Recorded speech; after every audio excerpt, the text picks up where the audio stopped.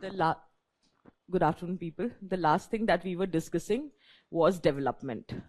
We'll continue from there. Thank you.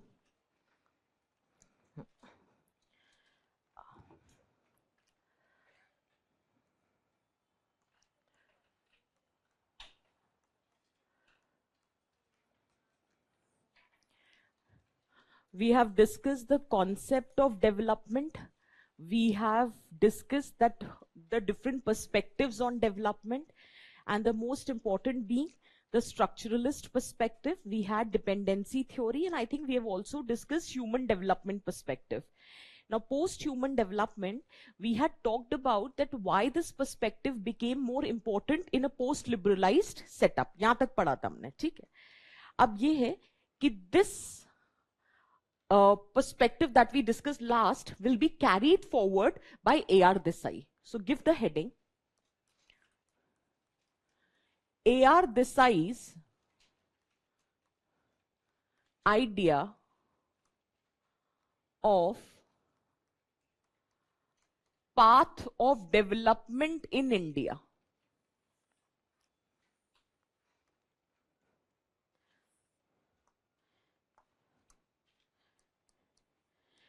He criticized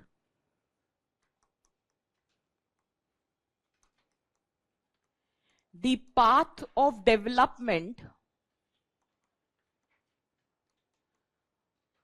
followed in India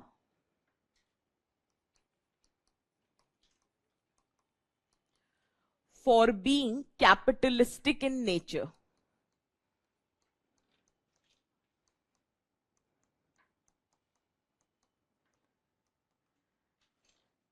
In fact, his perspective was supported by Thomas Piketty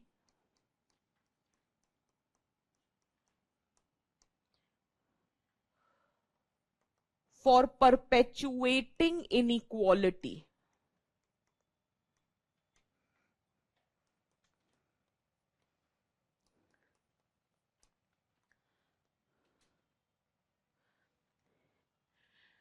Basically, we are talking about A.R. Desai's path of development or views on path of development in India. Let me first explain and then we'll write something. Okay? So development was in short, and we talked about what is development, which was characterized by growth, transformation and modernization. Okay? But A.R. Desai said that the kind of development which was followed in India was not inclusive. It was capitalistic in nature. तो उनसे पूछा कि आप ऐसा क्यों कह रहे हो, कुछ लिखना नहीं है, पहले सुनो. तो उन्होंने कहा जो इंडिया में डेवलपमेंट था,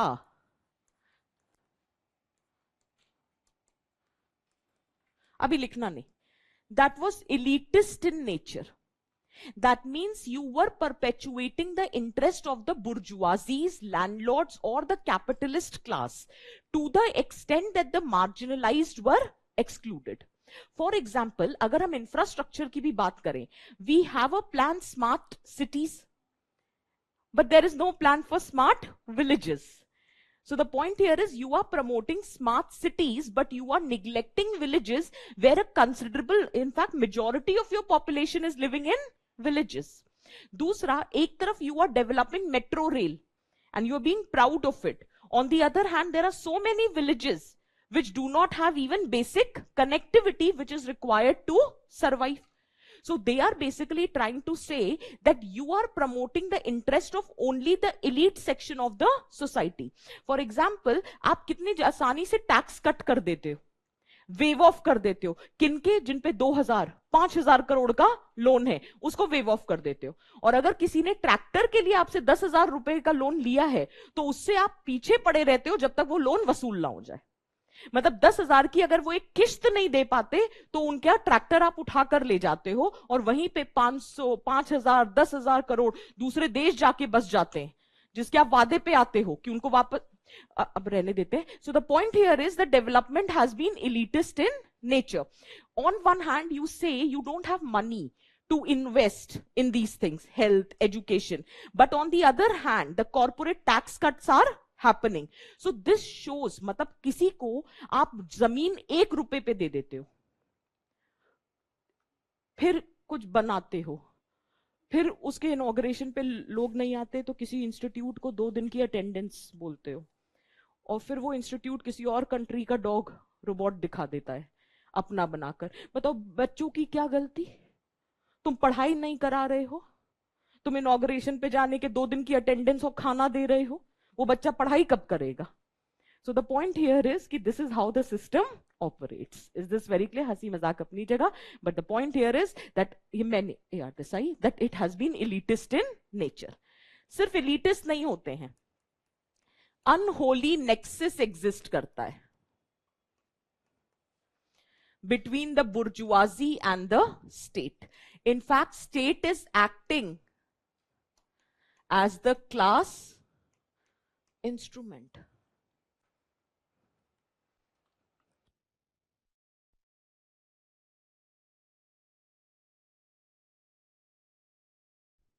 वेदांता ग्रुप्स को लैंड देनी है, समय के साथ हम एग्जांपल्स देते हैं, तो पॉस्को माइनिंग इंडस्ट्रीज एस्टैब्लिश करना, इंडस्ट्रियल कॉरिडोर्स एस्टैब्लिश करना. For that what you require is displacement. So people are getting displaced, and who are getting displaced? The marginalized section of the society. You are acting as a class instrument. Not only this, there is a neglect of social sector.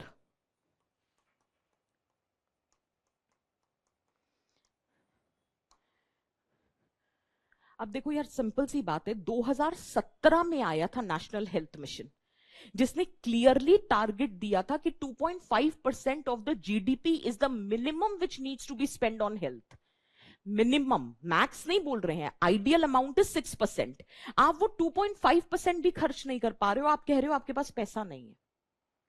आपकी education given the population it should be minimum 6% of the GDP. आप उस पर 3% cross नहीं कर पा रहे हो. ऊपर से जो आप एजुकेशन दे रहे हो, the kind of skilling that is being provided, that is not desirable in the labour market. What you are neglecting is social sector. Demographic dividend is very soon going to turn into a disaster. लेकिन वो चर्चा का विषय नहीं है. So that is the ironical thing right now. Is it making sense? Next it said, not only this, there is uneven development which is happening. जैसे वो, अगर इसे समझ सको तो, this is rural, this is urban. और वैसे लेना है तो इसको लिख लो, north Indian states versus south Indian states. नहीं तो इस तरफ है आईटी हब्स, और इस तरफ हम डाल देंगे relatively deprived regions. Did you get the point? So what is happening is uneven development. Not only uneven development, in our society, agrarian crises are ignored. There are incidences of farmer suicide. There have been incidences जहां उनकी फसल waste हो रही है. They are not getting the minimum support prices. They are not getting the technical support which is required, the financial support which is required. हमने women in agriculture पढ़ा है, that how mostly it is women who's working in the agriculture sector without any land ownership, without any credit, without any understanding of the technology. And that is why one of the reason why crisis is being created, but nobody is paying attention to those crises. Is this very clear? Not only this, post-liberalization inequality has further widened. इसीलिए human development approach has become more significant in a post-liberalized period. Did you get the point what A.R. Desai is trying to say? You need to understand A.R. Desai is a Marxist. So Marxist approach will look it from the perspective that how the divide or the gap between haves and have-nots are getting widened. Is this very clear for everyone? अब यहीं पर कल मैं और मेरे husband बात कर रहे थे. ये हमारा घर का तो यही माहौल है, हम सोशियो वो पॉल साइंस, तो हम चर्चा कर रहे थे. तो चर्चा का विषय यही बना कि जब इतनी दिक्कतें आती हैं तो मार्क्स ने तो कहा था कि ट्रू कॉन्शियसनेस डेवलप होगी और रेवोल्यूशन आना चाहिए. तो फिर हम लोग आपस में बात करने लगा. इसीलिए तो ग्रामशी ने ये आइडिया दिया था कि ये रेवोल्यूशन क्यों नहीं आता? उसका रीजन है कि वो कॉन्शियसनेस डेवलप नहीं हो पाती। क्यों नहीं हो पाती? Because there are other factors which are involve. और यहां पे उन्हीं के student, that is Louis Althusser, ने कॉन्सेप्ट दिया रिप्रेसिव स्टेट एपरेटस और आइडियोलॉजिकल स्टेट एपरेटस का। आइडियोलॉजिकल स्टेट एपरेटस यही तो कहता है कि एजुकेशन, कल्चर, मीडिया वो ट्रू कॉन्शियसनेस डेवलप होने ही नहीं देती। जैसे चल रहा है ना कि थोड़े दिन में फायदे गिनाए जाएंगे कि केरोसिन में खाना बनाने के फायदे। Exactly media is working like this, कि लोग ऐसे प्रोग्रेस करते, हम ऐसे जा रहे हैं। हम एलपीजी से केरोसिन पे आ गए हैं, केरोसिन बिकनी शुरू हो गई है, और अब इसका एक थंबनेल बनेगा किसी प्राइम चैनल पर, केरोसिन पे खाना बनाने के 10 फायदे, क्यों एलपीजी पे खाना नहीं बनाना चाहिए। So are you understanding what is happening? This is media which is acting as an ideological state apparatus according to Louis Althusser. And that is why true consciousness and class in itself is not getting transformed into class for itself. Is that clear? So sociology and pol science is an overlapping subject. But did you get the point? Is it making sense for everyone? लिखो. Write down. सिर्फ वो बस एक line लिखी थी ना, Thomas Piketty has supported you, इसमें लिखो key arguments of A.R. Desai. Key arguments of A.R. Desai. Key arguments of A.R. Desai. First, development in India was elitist in nature. Development in India was elitist in nature, as it benefited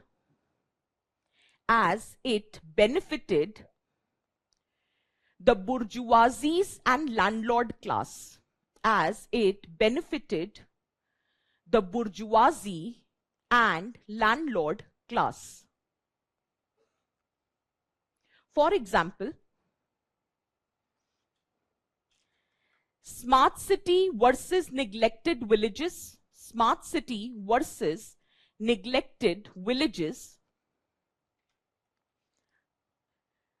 corporate tax cuts versus low social spending, corporate tax cuts versus low social spending,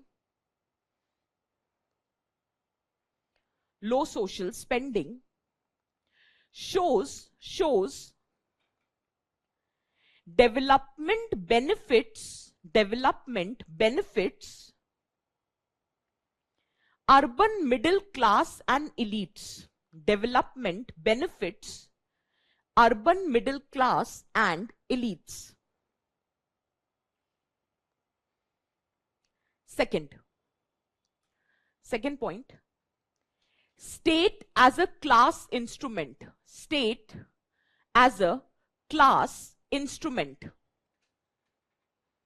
State as a class instrument, उसमें लिखेंगे Indian state supported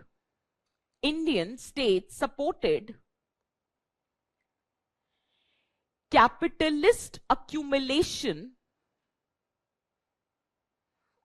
and not people's welfare. Capitalist accumulation and not people's welfare. For example,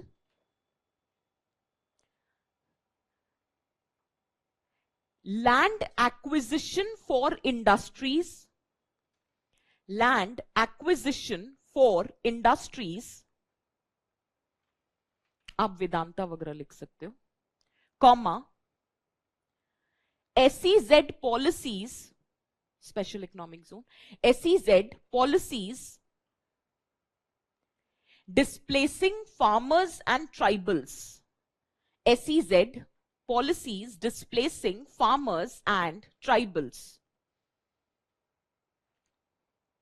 हम और examples भी दे सकते थे, जैसे mining project Orissa में, छत्तीसगढ़, वो सब दे सकते हो, बट डिपेंड करता है, 2 एग्जाम्पल बहुत है. थर्ड पॉइंट दो, neglect of social sector, neglect of social sector, neglect of social sector इसके लिए क्या करेंगे, ऐसे वाले में जो एकदम रीसेंट डेटा होगा आपके एग्जाम से पहले, वो डेटा आप इसमें इंक्लूड करोगे। क्या लिखना है वो देखो, under funding of government schools and hospitals, underfunding of government schools and hospitals।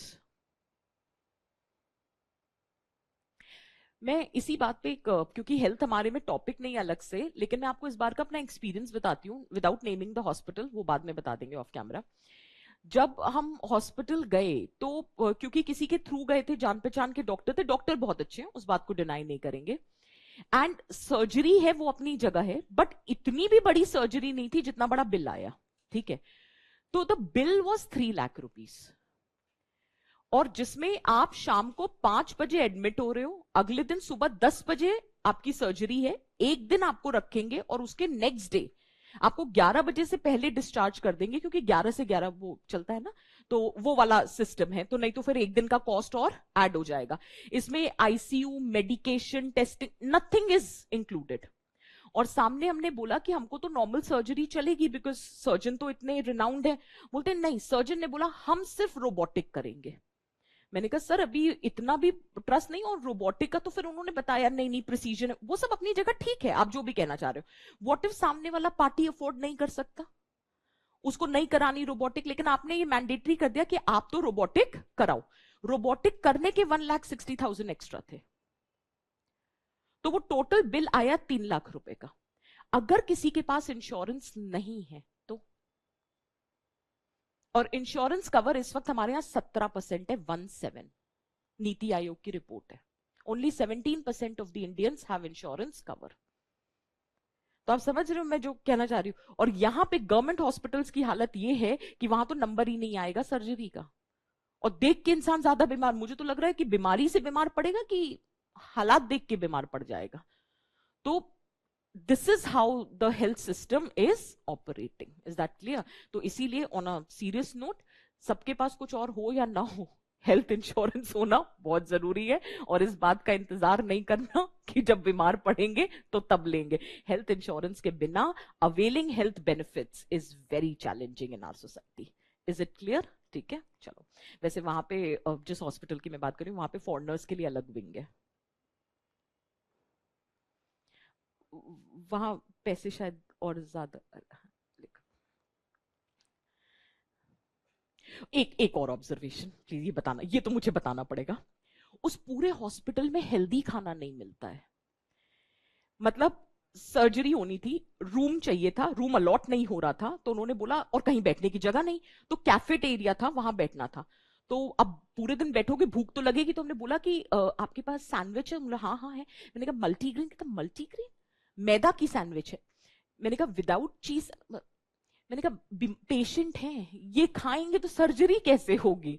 मतलब जितना कचड़ा खाना हो सकता है, कि मतलब वहां पे ग्रीन टी का कोई कॉन्सेप्ट नहीं होता, वहां पे मल्टीग्रेन ब्रेड का कोई कॉन्सेप्ट नहीं होता, वहां पे न्यूट्रिशियस मखान, जो भी आप लोग जिसको भी न्यूट्रिशियस फूड कहते हो, ऑलिव ऑयल एंड एवरी, कुछ नहीं होता वहां, बिल्कुल थे। बस मुझे लग रहा है पुचके की कमी थी, उसके अलावा वहां पे सब था।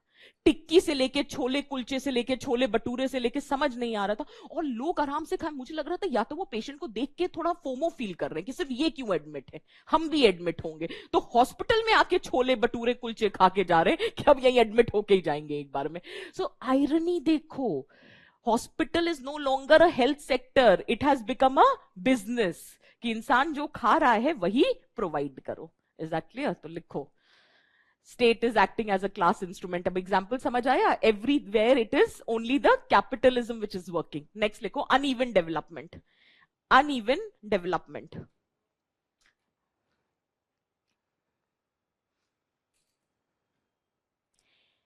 development is skewed, development is skewed across regions and social groups, development is skewed across regions and social groups. For example, urban India versus rural India, urban India versus rural India. Next, IT hubs versus backward regions. IT hubs versus backward regions. Clear है? Next. Agrarian crisis was ignored. ये सारे AR Desai के perspectives है. Agrarian crisis was ignored. Agrarian crisis was ignored. For example, farmer suicide in Maharashtra. Farmer suicide in Maharashtra, comma, rising input cost,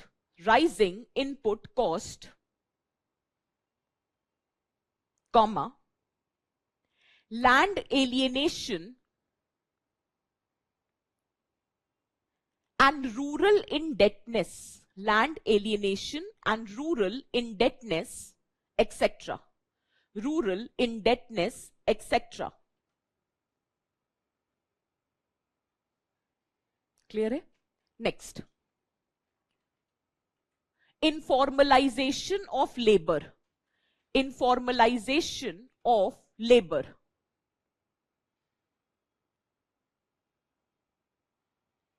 ये हम already पढ़ चुके हैं. Informalisation of labour. बस एक आध एग्जाम्पल लिख लो. For example,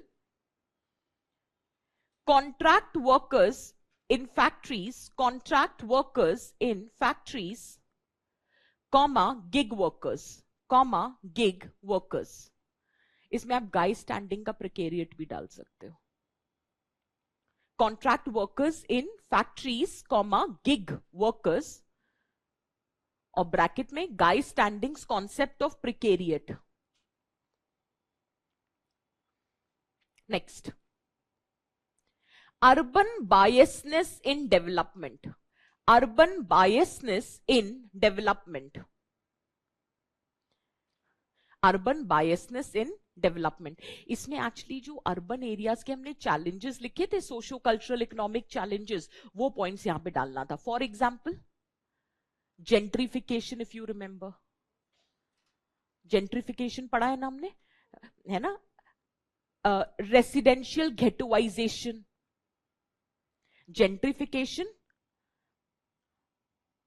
residential ghettoization, comma, slum proliferation. मतलब अर्बन एरिया भी पूरी तरह से डेवलप नहीं है. In urban area you can see the divide between haves and have nots. For example, Stark contrast, gated society और गेटेड सोसाइटी के बिल्कुल बगल में slums. So this is a visible divide which justifies A.R. Desai's perspective that the development has been in the favor of the haves in the society. Last लिखेंगे. Post-liberalization inequality. Post-liberalization inequality. Post-liberalization inequality. For example, rising billionaires' wealth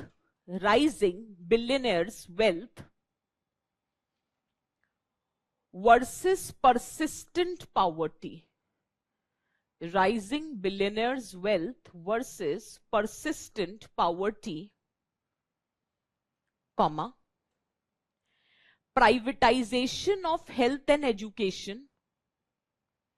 Privatization of health and education, etc. अब 2 minute में जल्दी से पढ़ो और देखो, अगर AR Desai के पाथ ऑफ डेवलपमेंट पे क्वेश्चन आ जाए, will you be able to write? देखो, 2 तरह से सवाल बनता है. एक तो AR देसाई के पर्सपेक्टिव पे सवाल आ जाए, एक तो वो चीज हो सकती है. दूसरा ये हो सकता है कि वो पाथ ऑफ डेवलपमेंट पे AR देसाई का क्रिटिक पूछ ले. तो एक आंसर दोनों में सेम रहेगा, but the only difference is if the question is on AR Desai's perspective on development, answer is this. If the question is on development in India, then as a critique that how that development has not been inclusive, you will quote AR Desai's perspective. Is this clear? एक question लिखो, वैसे शायद है, एक minute रुकना, देख के देती हूँ।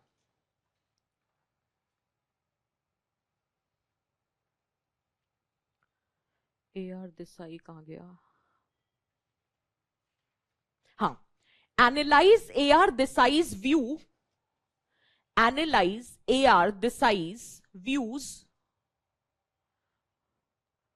on India's path of development. On India's path of development. Analyze AR Desai's views on India's path of development 10 number का है।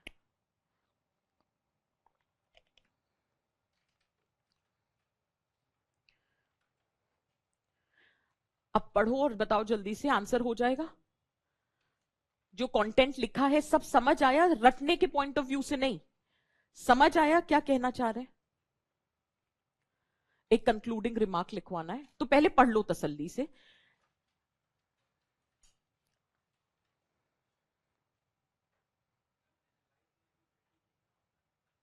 यार ऐसा नहीं होता कि लिखना होता है, बट एक आध पर्सपेक्टिव दिया जा सकता है। जैसे कि अगर तुमको AR देसाई का ही पर्सपेक्टिव देना हो तो इसमें हमको अगर क्रिटिक लिखना हो, हम नियो लिबरल व्यू दे सकते हैं। नियो लिबरल व्यू कहता है कि डेवलपमेंट आएगा ही तब when it is driven by market. चलो लिखवा देती हूं। एक पहले तो इसका कंक्लूडिंग रिमार्क लिखो, write down. while economic growth post liberalization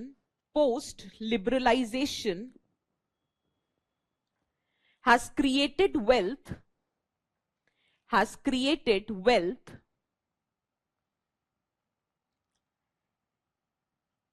comma, AR Desai's critique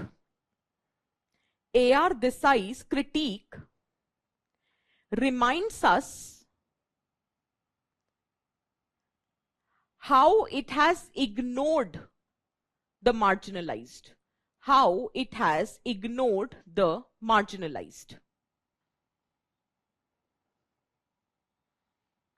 clear है?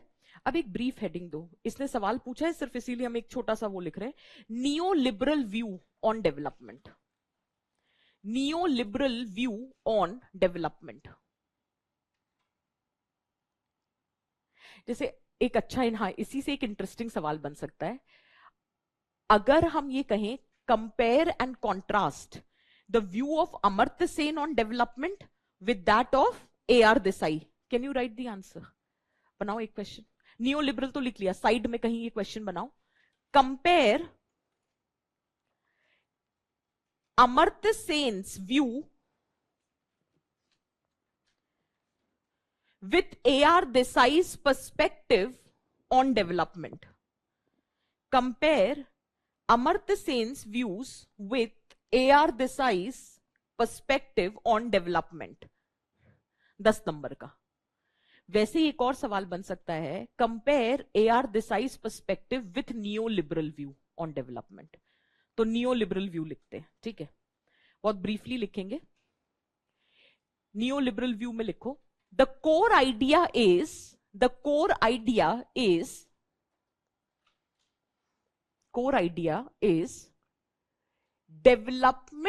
is based on market-led growth. Development is based on market-led growth.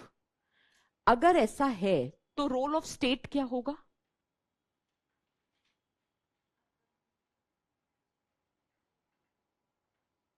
Development is based on market-led growth. What will be the role of state?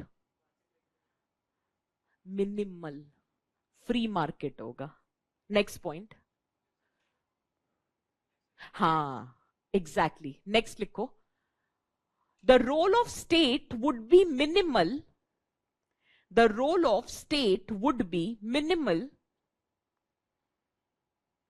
As it will promote free market.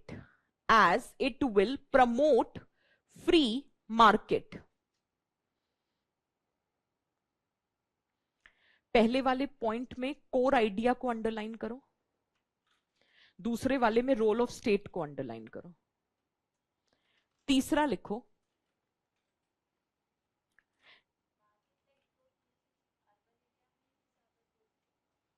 नहीं बेटा, market lead मतलब state का minimum intervention है। ऐसा ही तो करने की कोशिश करी थी, तब हमने देखा था कि इनइक्वालिटीज बढ़ती जा रही हैं, तभी तो इंदिरा गांधी ने पहली बार नेशनलाइजेशन ऑफ बैंक्स करे थे। Did you get the point? और पोस्ट लिबरलाइजेशन क्यों इनइक्वालिटी बढ़ गई?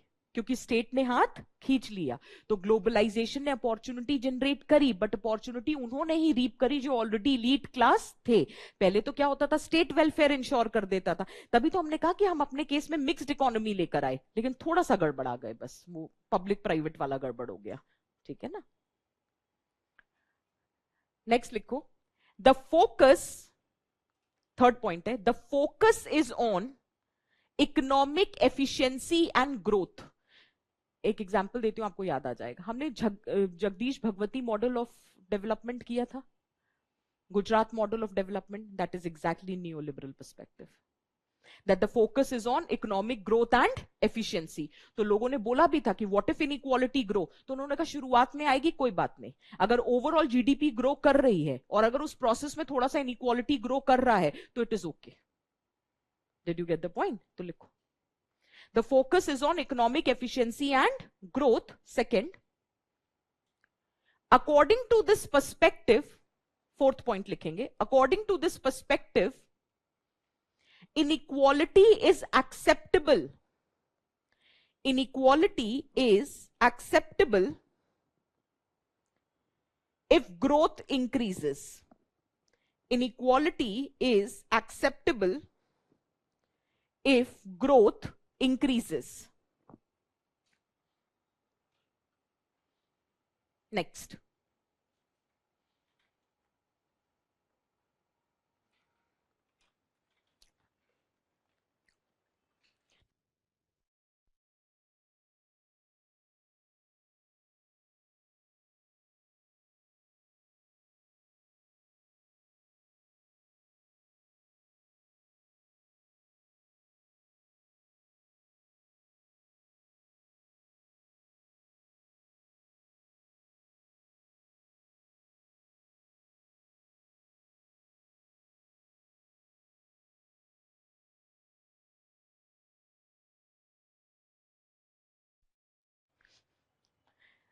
Did everybody understand the point? Next. There is a shift from agriculture to industries. In this perspective, there is a shift from agriculture to industry.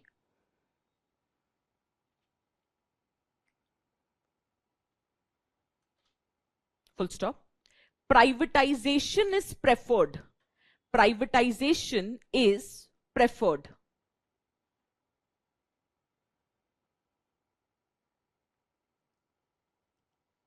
And it is of the opinion,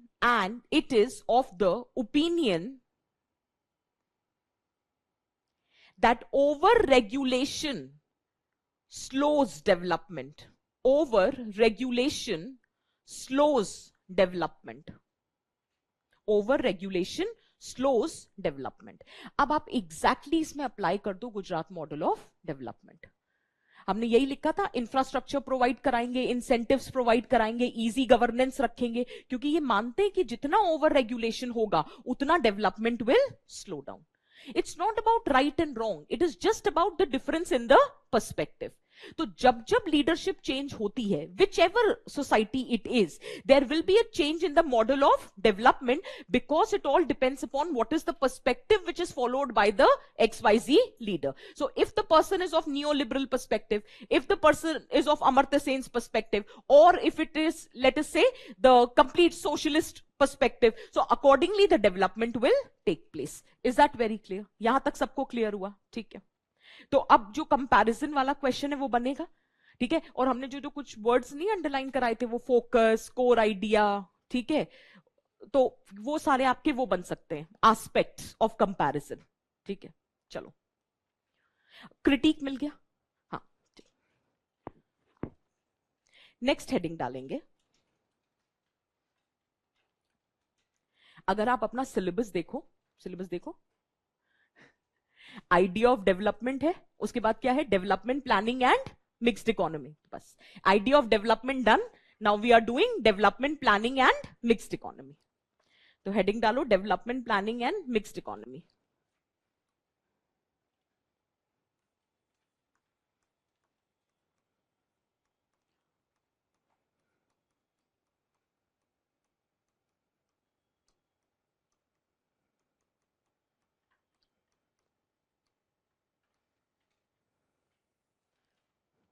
Write down.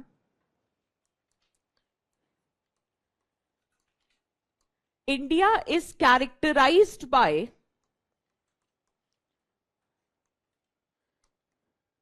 mixed economy,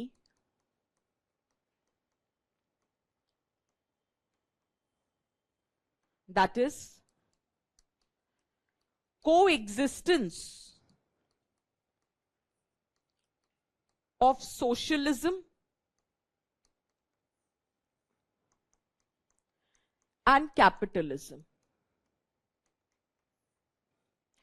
Socialism is about state control and capitalism is about individual ownership.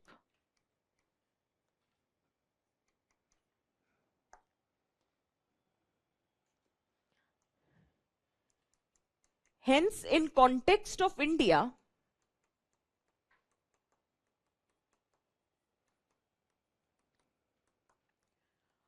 both the forces, that is state and market,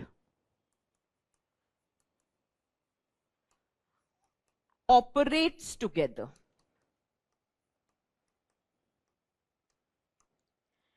And planning acts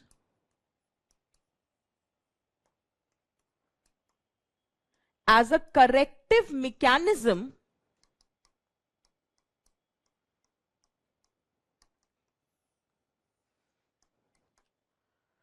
to address inequalities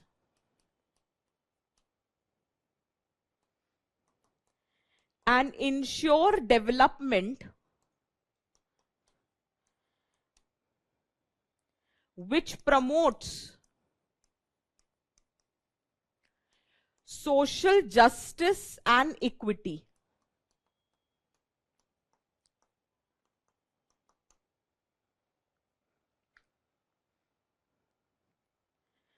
हम actually topic को link करने की कोशिश कर रहे हैं कि एक साथ क्यों दिया। Idea of development was brought about by following the model of mixed economy, and in mixed economy what was the role of planning, यही टॉपिक है, idea of development, mixed economy and developmental planning. So India is characterized by mixed economy, we all know that. There is coexistence of socialism and capitalism. मतलब both the major forces, state and market, are simultaneously operating. यहां पे planning becomes all the more important. क्योंकि अब planning का role होगा that if anything is going wrong then planning would be acting as a corrective mechanism, कि in case simultaneous existence and there is some inequality, so that inequality would be addressed through planning. If there is any challenges with respect to social justice and equity, that would be ensured through planning.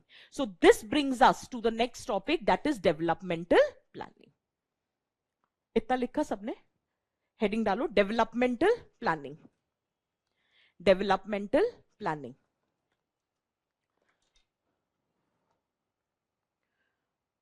उसमें लिखेंगे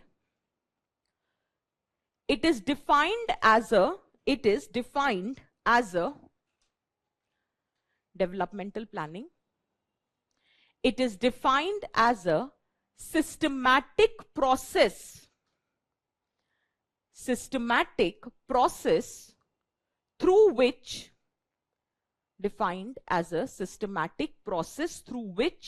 state sets, or the government sets, कुछ भी लिख सकते हो, state sets social,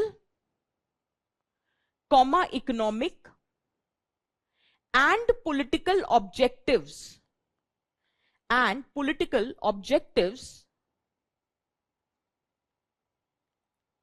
and allocate resources and policies to achieve those objectives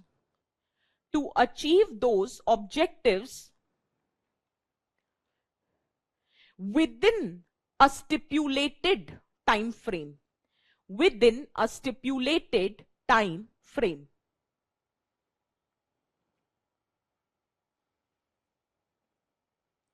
अब development planning की definition को और मिक्स्ड इकोनॉमी को एक बार पढ़ो, क्योंकि मैं अब आपसे सवाल पूछूंगी. What is development planning and what is mixed economy?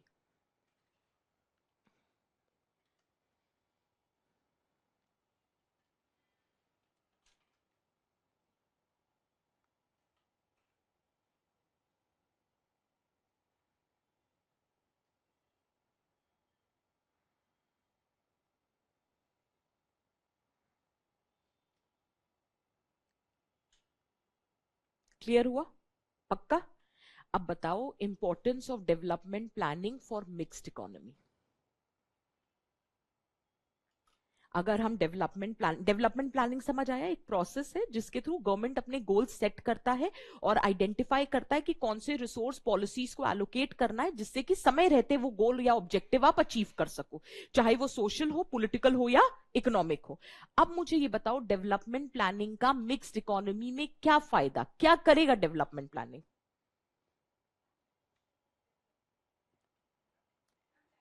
Direction of development can be set. Or what kind of direction would you want? एक second. Inclusive, balanced, concentration of wealth in the hands of few नहीं होना चाहिए. Perfect. पहला point ये लेते हैं. Give the heading importance. एक एक करके लेते हैं. First point we'll take what she has said. Importance. उसमें पहला पॉइंट लिखो. Balanced growth,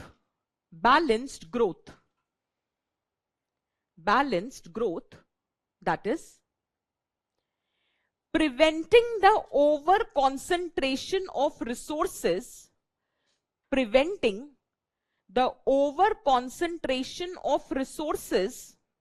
in private hands. Preventing the over concentration of resources in private hands. For example, 5-year plans, green revolution, NITI Aayog, NITI Aayog के आगे लिखना, promoting federalism for a balanced regional growth. Promoting federalism or cooperative federalism for balanced regional growth. और points आप लोग दे रहे थे. एक तो ये हो गया कि प्राइवेट हैंड्स में कंसंट्रेशन नहीं हो. और बताओ, इनइक्वालिटी कम होगी. हाँ ठीक है. तो हम ये कह सकते हैं better redistribution of resources, social justice would be insured. Very good. Write down. Second point लिखो. सोशल जस्टिस, सेकेंड पॉइंट है, social justice and redistribution of resources. Social justice and redistribution of resources हम examples के through discuss करेंगे. For example, सब पढ़ा है हमने. Land reforms, purpose क्या था? Redistribution, comma reservation, again the purpose was redistribution. तीसरा, tribal sub plans,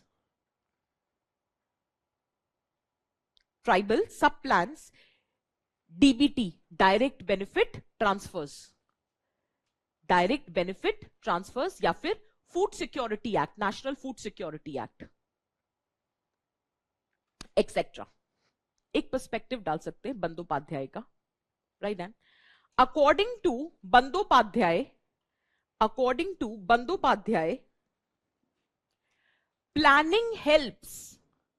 planning helps,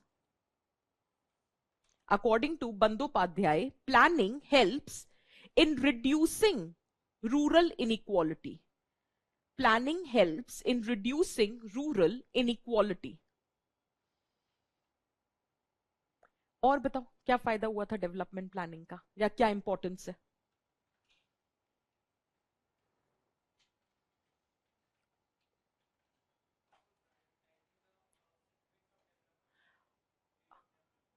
हाँ, कह सकते हैं कि शुरुआत में अगर हम बात करें, if we go back to post independence period तुरंत, तो उस टाइम पे अगर देखें तो वेलफेयरिस्ट ओरिएंटेशन था.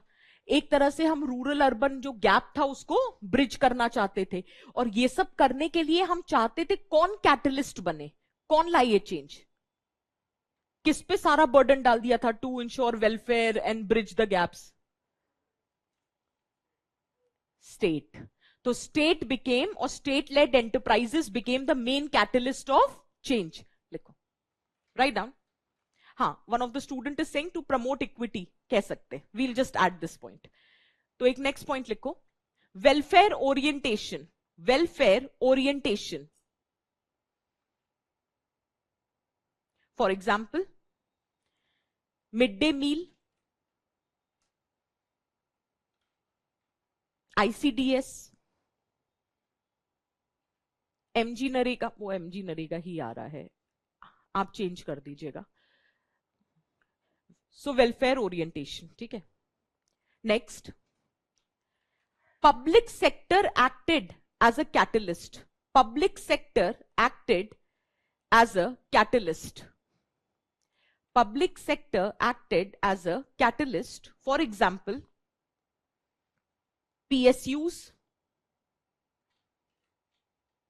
infrastructures, dam वगैरह, railways,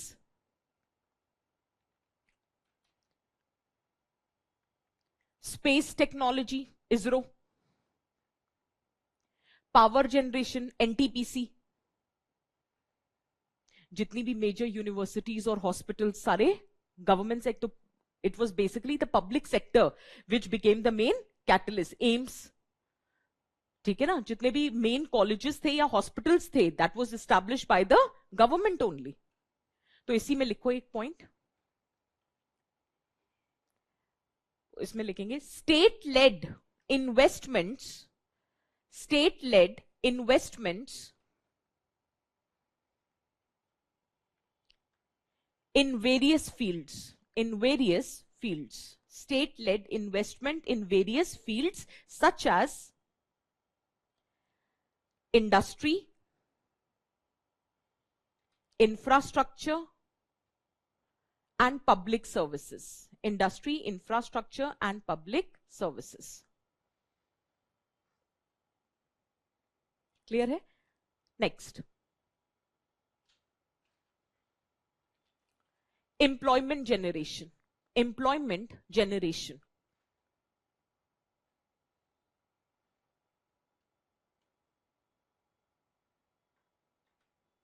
ये तो स्टेट आज भी कर ही रहा है, 2 करोड़ जॉब्स जनरेट कर. Employment generation, for example skill India mission, startup India,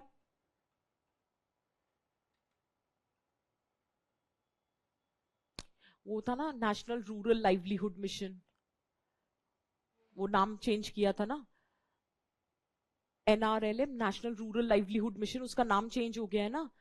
तो अच्छा छोड़ो, तुम NRLM लिख लो, नेशनल रूरल लाइवलीहुड मिशन,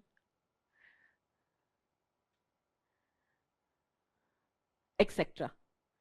इसमें एक पॉइंट लिखना, state intervention. State intervention helps reducing, state intervention helps reducing disguised unemployment. State intervention helps reducing disguised unemployment in rural areas. हमने एक डुअल सेक्टर मॉडल किया था विलियम आर्थर लुइस का, वो यहां अप्लाई होता है क्योंकि सारे लोग कहां काम कर रहे थे, रूरल एरिया में. वहां पे क्या था, डिस्गाइज्ड अनएम्प्लॉयमेंट. तो जब स्टेट ने इंटरवीन किया एंड जॉब्स जनरेट करी तो जो सरप्लस लेबर था वो रूरल सेक्टर से मूव होने लग गया अर्बन सेक्टर में. So in a way state intervention helped in addressing the problem of disguised unemployment. So William Arthur Lewis dual sector model. Is this clear? ठीक. Next, rural urban integration. Rural urban integration. Rural urban integration.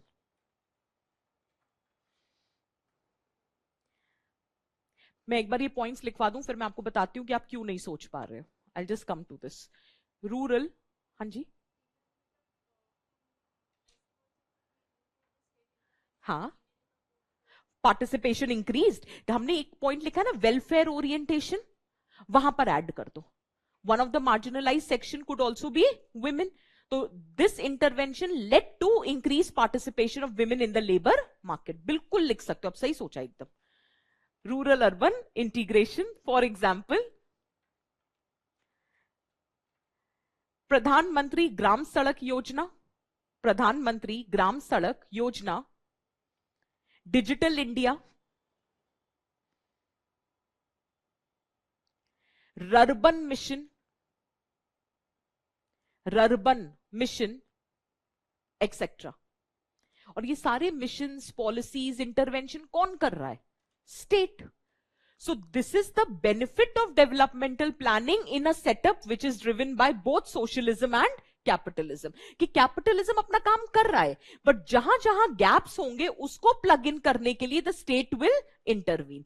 That is the beauty or the significance of developmental planning. Is this clear? ठीक है, तो इसी में एक add करेंगे. Next point add करेंगे, regional development. Regional development. Regional development. According to Gunnar Myrdal,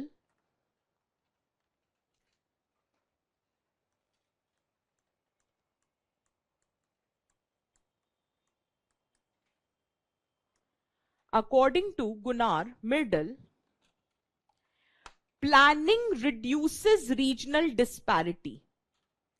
Planning reduces regional disparity. For example, aspirational district program, special category state. Aspirational district programs, comma, special category states. होता है ना, special category state का status demand करते हैं, so that they can get extra support, so that there could be a balanced growth. So that is it. ठीक है. अब एक चीज देखो, इसको फिर से समझो. यहां पे और पॉइंट्स भी आ सकते हैं. आपको मुझे वो पॉइंट्स बताने थे जहां पे स्टेट इंटरवेंशन का फायदा हुआ या हो सकता है. अब चाहे वो विमेन एम्पावरमेंट हो, चाहे वो bridging the gap between haves and have knots हो, चाहे वो सोशल इंफ्रास्ट्रक्चर हो, चाहे वो जॉब जनरेशन हो, चाहे वो bridging the gap between rural and urban India हो, बैलेंस ग्रोथ हो, जहां जहां स्टेट इंटरवेंशन का फायदा हुआ है वो सारे पॉइंट्स आपको यहां लिखने थे. Is it clear? अब वापस से पढ़ो, अब समझ आ जाएंगे सारे पॉइंट्स. हाँ बताओ.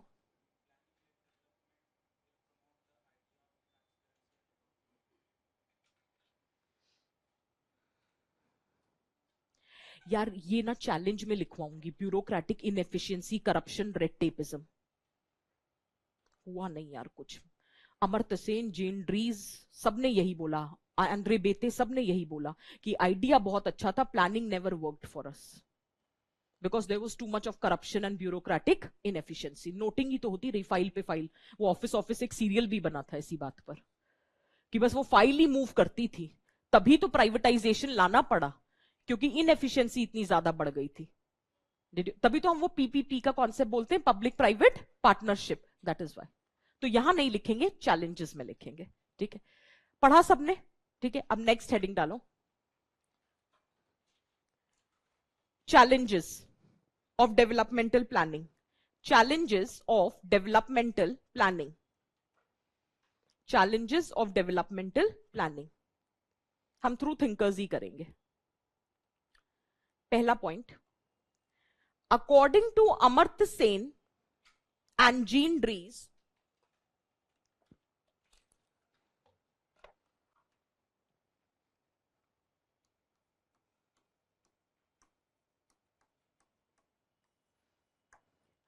According to Amartya Sen and Jean Rees, India suffers from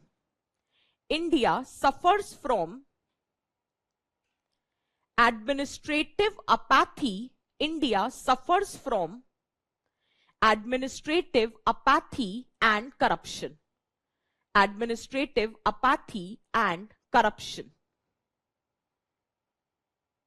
Next. According to Dipankar Gupta,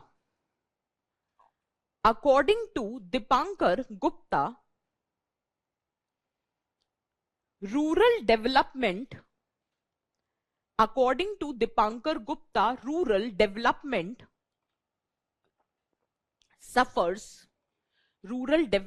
suffers due to poor coordination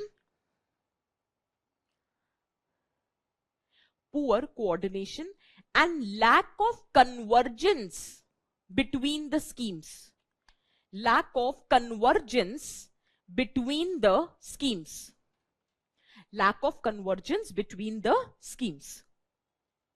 कभी कभी क्या हो रहा था, ओवरलैपिंग ऑफ स्कीम्स हो रहे थे, डुप्लीकेशन ऑफ एफर्ट्स हो रहे थे, और जो बहुत लोगों की रिस्पॉन्सिबिलिटी होती है वो किसी की रिस्पॉन्सिबिलिटी नहीं होती है. So as a result transparency, accountability was coming under threat. आपको if you remember convergence, horizontal coordination and vertical coordination की बात करी थी, वो इसीलिए करी थी because there was lack of convergence with respect to the schemes. एक सिंपल सी बात बताती हूँ, एक जनरल क्वेश्चन है. आपने बेटी बचाओ बेटी पढ़ाओ पढ़ा, ठीक है, उसमें कितनी मिनिस्ट्रीज इन्वॉल्व है? विमेन इन चाइल्ड डेवलपमेंट और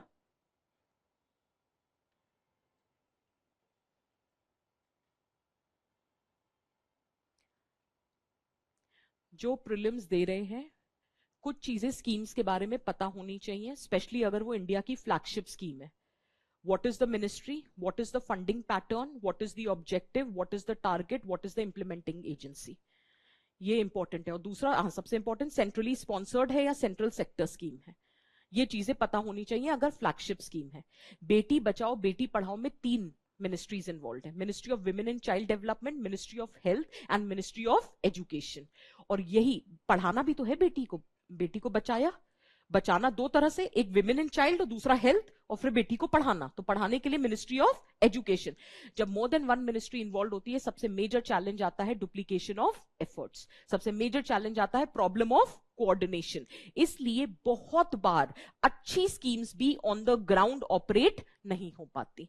is that very clear for everyone? ठीक है, तो अब समझ आया हम क्या कहने जा रहे हैं. Lack of convergence of the schemes. Next लिखो, नेक्स्ट पॉइंट लिखेंगे. According to Andre Bete,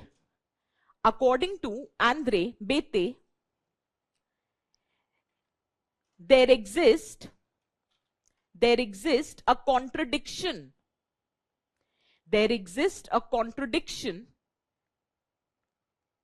Between planning and implementation. There exists a contradiction between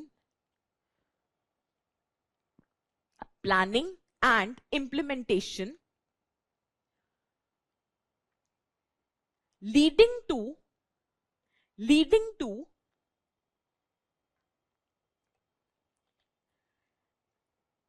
gap between goals and outcome. Gap between goals and outcome. Gap between goals and outcome. तो पहले point में हमने क्या लिखा था? Bureaucratic inefficiency, administrative apathy and corruption. Underline करो, administrative apathy and corruption को underline करो. दूसरे में लिखो कोऑर्डिनेशन या lack of convergence of scheme. और तीसरे में the gap between planning and implementation. ठीक है, नेक्स्ट पॉइंट लिखेंगे एलीट कैप्चर. AR देसाई का पर्सपेक्टिव है, तो लिखो according to AR Desai,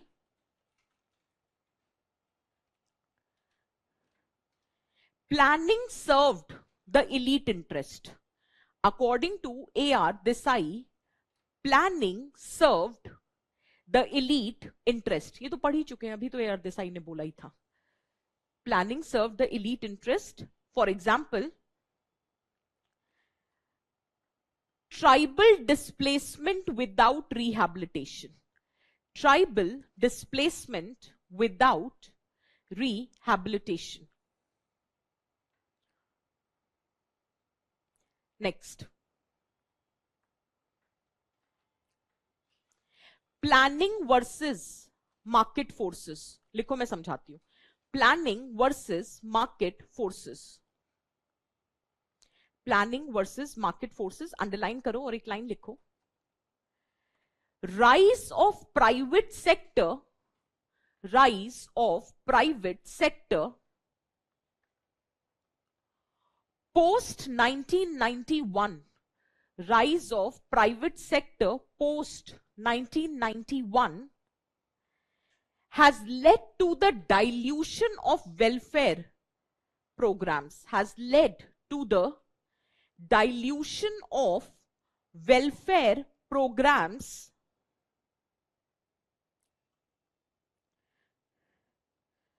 full stop. This created a dialectic. This created a dialectic. That is dialectic, that is tension between development, tension between development versus ecological sustainability. यही हुआ, development versus ecological sustainability.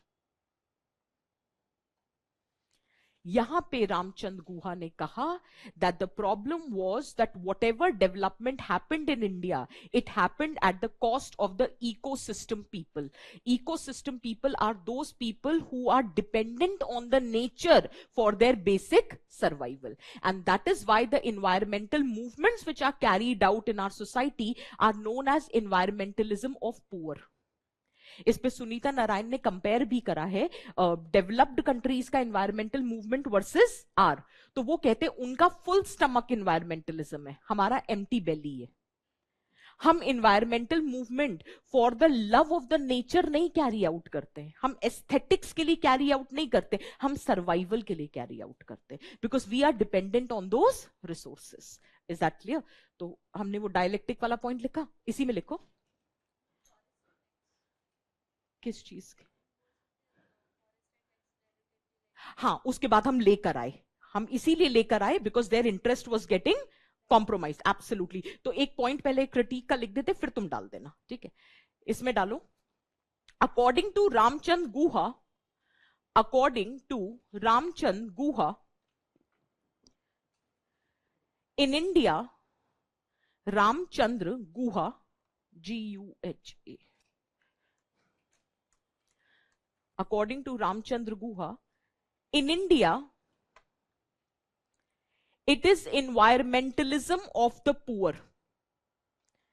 In India, it is environmentalism of the poor.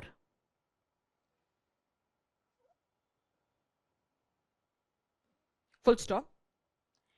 Hence, acts were introduced to protect their rights. Hence, acts were introduced to protect their rights.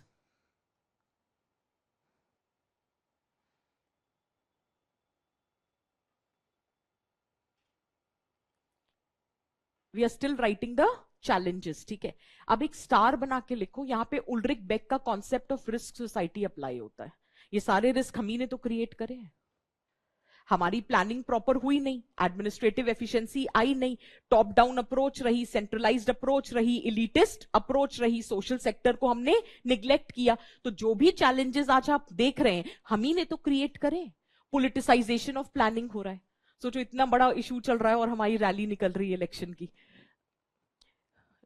इसी में लिखो उल्ड्रिक bakes concept of risk society. उल्ड्रिक bakes concept of risk society.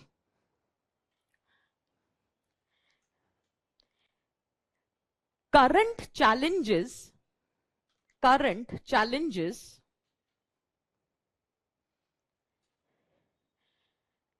are man made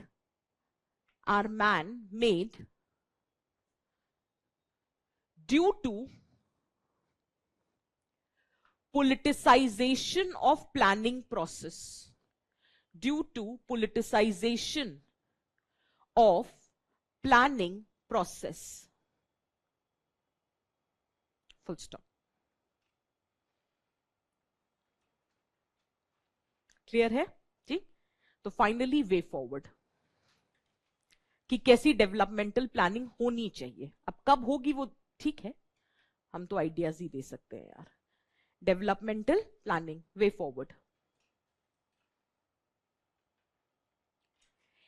first, decentralised planning both in letter and spirit, क्योंकि letter में तो है 73rd and 74th amendment act, spirit में चाहिए।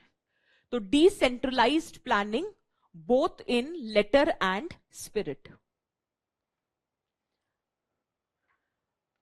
लिख लेते हैं। For example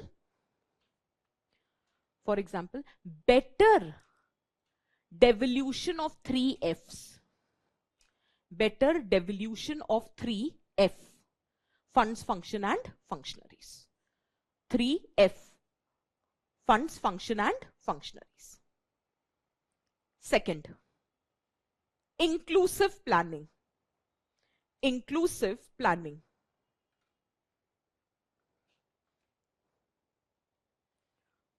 Inclusive planning, that is focus on caste, gender,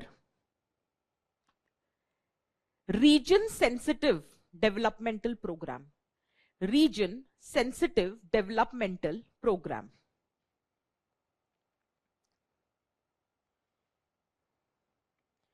Next, use of technology. Use of technology for example,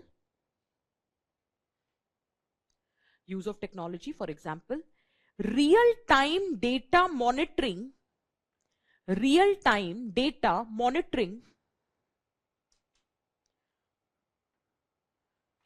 to reduce incidences of policy paralysis. To reduce incidences of policy paralysis. To reduce incidences of policy paralysis. Next, participatory development. Participatory development. Participatory development.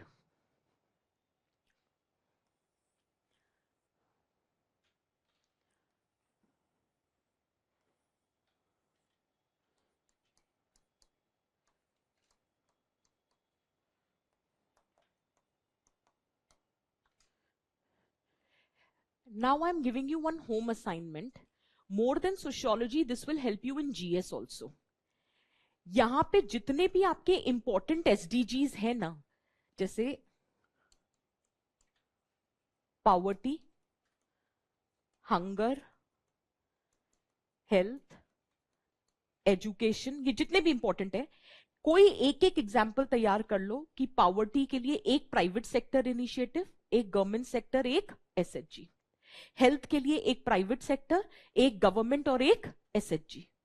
अक्सर सवाल बनता है, अगर socio में नहीं तो GS में। और अगर क्वेश्चन सस्टेनेबल डेवलपमेंट पे भी आ गया तो भी तो दिखा सकते हैं ना कि participatory development will create grounds for sustainable development. और फिर यहां पर तो लिखेंगे वो इशू, चाहे वो हेल्थ हो, हंगर हो, पॉवर्टी हो, एजुकेशन हो, विमेन एम्पावरमेंट हो, with respect to child labour हो, डिग्निफाइड वर्क हो, वो सारे तो पॉइंट्स ये हैं। उसके लिए एक एक इनिशिएटिव।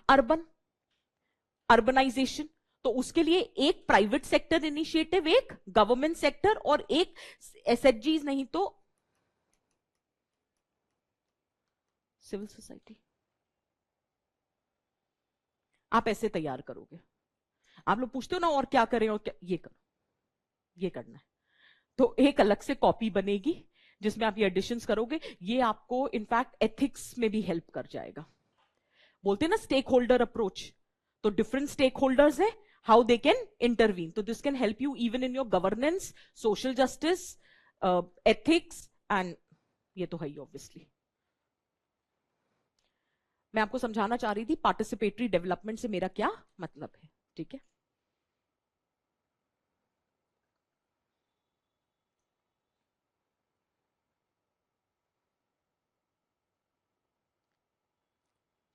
अब जैसे विमेन इन एग्रीकल्चर, आपको याद भी होगा प्रोजेक्ट प्रेरणा, महिंद्रा एंड महिंद्रा, हमने बात करी थी women in agriculture, gender friendly tools बनाना, तो that is private sector. But वही जब 30% of the budget needs to be allocated for women oriented schemes, that is government. And then you have the SHG, Dilasa संस्था, जिसने वो एसएचजीज बनाए थे, मोर देन 6,000 एसएचजीज to train women with respect to organic farming, हमने किया है, मुझे याद है, विमेन इन एग्रीकल्चर में हमने किया। So this is nothing but this initiative. तो ऐसे आपको तैयार करने, is that clear? Prepare some 7-8 examples, मतलब एक एक टॉपिक के एक एक करना, बट टोटल 7-8 तैयार कर लेना, so that in case the question comes you have sufficient content to write. Clear है? ठीक, पार्टिसिपेटरी लिखा, नेक्स्ट लिखो green and sustainable planning, green and sustainable planning, green and sustainable planning, for example smart city mission, for example smart city mission। एक point दिया है one of the student, tailored approach, बिल्कुल कह सकते हैं bottom up, तो हमने decentralise planning करा है ना, उसी के आगे लिख सकते हो टेलर्ड अप्रोच। डिसेंट्रलाइज प्लानिंग का मतलब ही होता है टेलर्ड अप्रोच। एक ओवरऑल कंक्लूडिंग रिमार्क लिखो, development planning, development planning in India's mixed economy, development planning in India's mixed economy was envisioned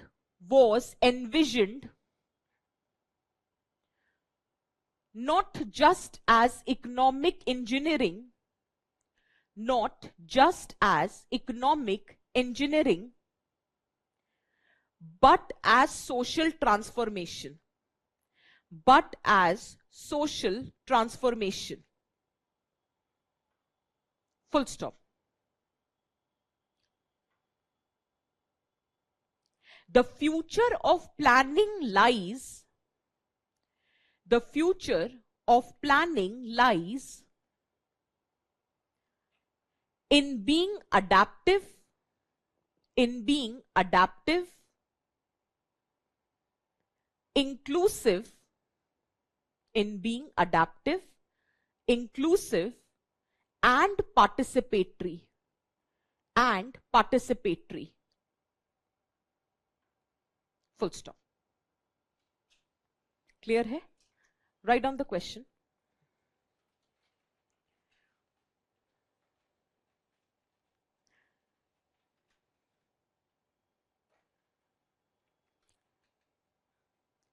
critically analyze the challenges, critically analyze the challenges faced by or faced in developmental planning in context of India, faced in developmental planning in context of India।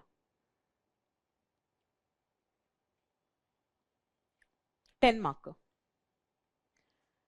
Next, analyze the idea of development planning in India, analyze the idea of development planning in India। 10 number, ये इनका favourite है। दूसरा मतलब next question लिखो, discuss in detail, discuss in detail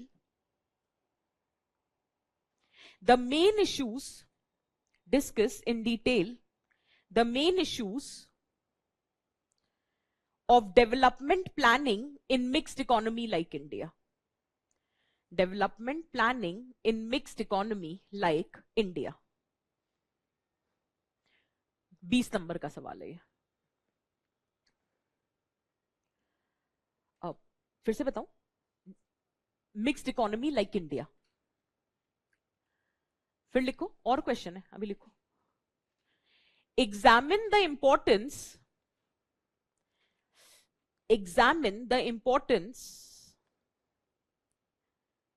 of development planning examine the importance of development planning in Indian mixed economy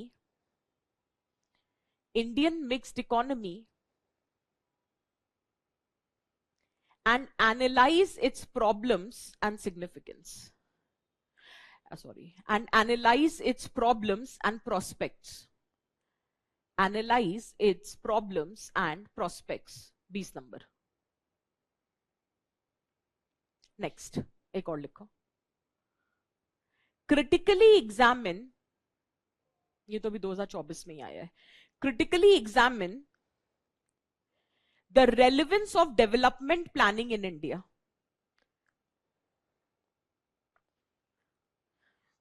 critically examine the relevance of development planning in India.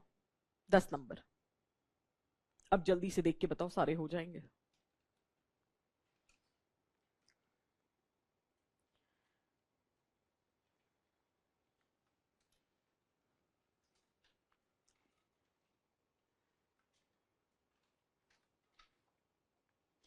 Prospects का मतलब होता है कि अब आगे क्या करना चाहिए। हाँ, एक तरह से कि अब डेवलपमेंट प्लानिंग की इंपॉर्टेंस बता दी, चैलेंज बता दिया। अब प्रोस्पेक्ट में तुम ये बताओगे कि किस तरह से अब आप डेवलपमेंट प्लानिंग को ठीक कर सकते हो। तो वो इन सिंपल वो वे फॉरवर्ड ही हुआ। लिखा सबने, मतलब लिखा एज इन सबको समझ आया ना क्या करना है। अच्छा, एक क्वेश्चन ऐसे ही दे रही हूं, पिछले बार कुछ पढ़ा था उस हिसाब से, एक बार देखो तो ये हो पाएगा क्या। Discuss law as an instrument for women's empowerment. Discuss law as an instrument for women empowerment.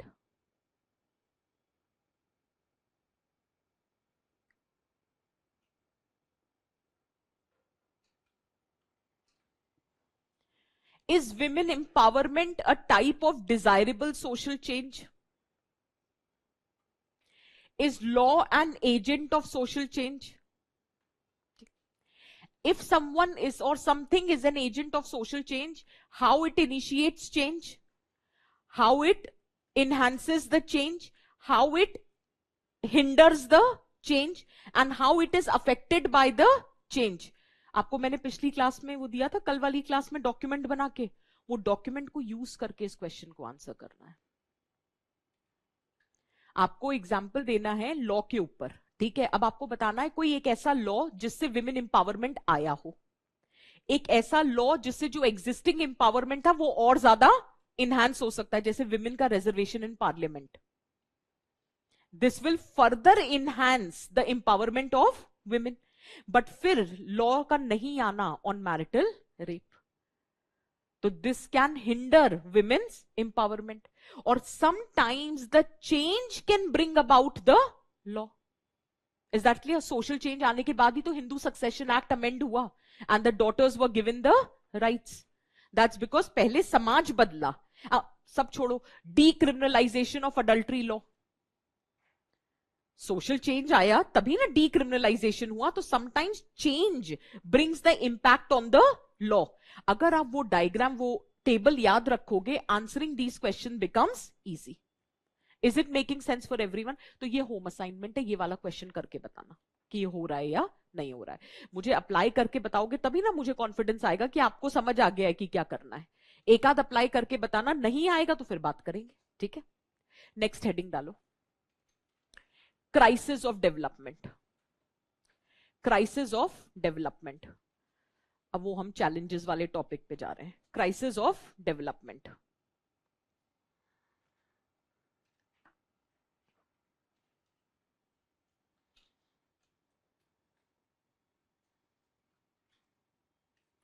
एक लाइन लिखो फिर बात करते हैं। Development is often celebrated, development is often celebrated as a path of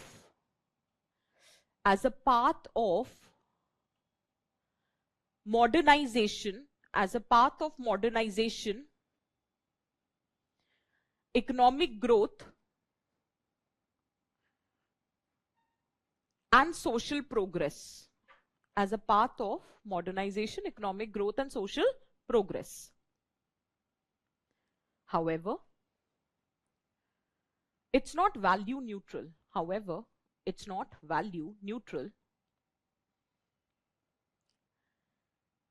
It comes with a cost and trade-off. It is not value neutral.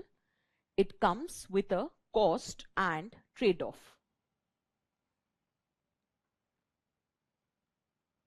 Particularly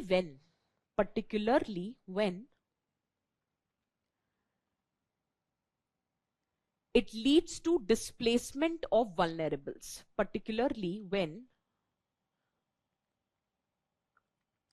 it leads to displacement of vulnerables.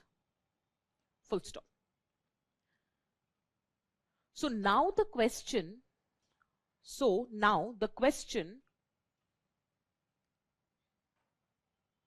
is not development. Now the question is not development, but who benefits and who bears the cost.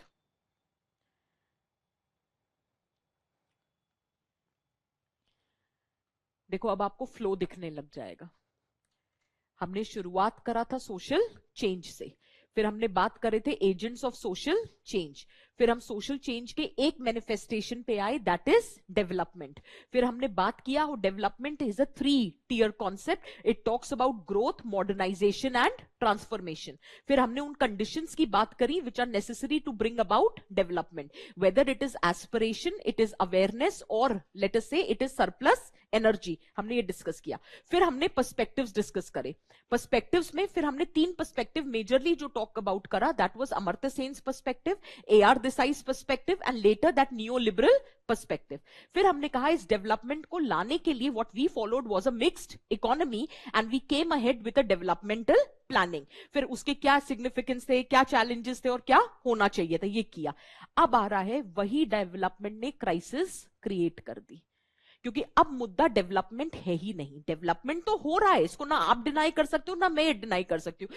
ऐसा नहीं है कि 75 सालों में development नहीं हुआ, और ऐसा भी नहीं है कि पिछले 10-12 सालों में डेवलपमेंट नहीं हुआ. Development is happening, but development is happening at a cost. So now the question arises, who is benefiting from this development and who is bearing the cost? Is that clear? तो अब लिखो.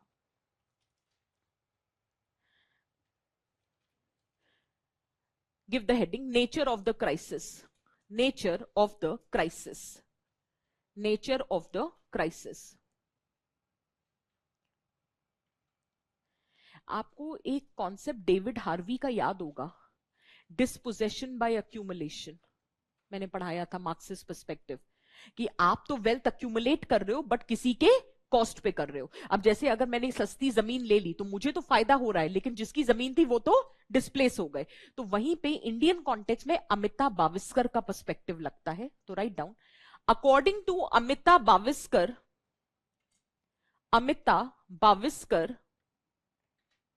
AMITA, Amita Baviskar, BAVISKAR, it is accumulation by dispossession. It is accumulation by dispossession.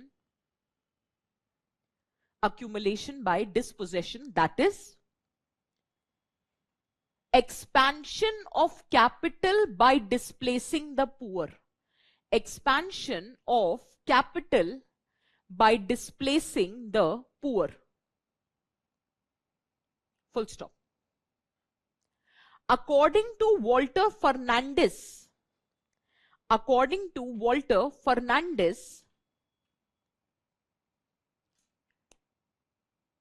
development in India has been anti-poor. According to Walter Fernandez, development in India has been anti-poor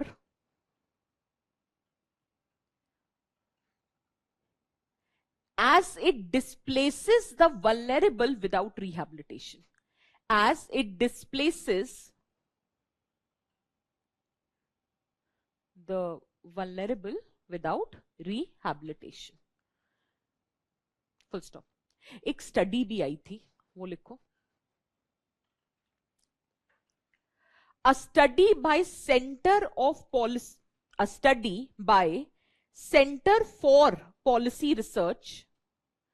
A study by Center for Policy Research. Nearly 55% of the displaced individuals are resettled. 55% of displaced individuals are resettled. However, it happens only when they protest. However, ये सच में study है. However, it only happens when they protest for their rights. When they protest for their rights. Clear है? ठीक. अब एक question लिखो बहुत briefly and you will tell me the answer. I am giving you 2 minutes for that. Given the nature of above crisis,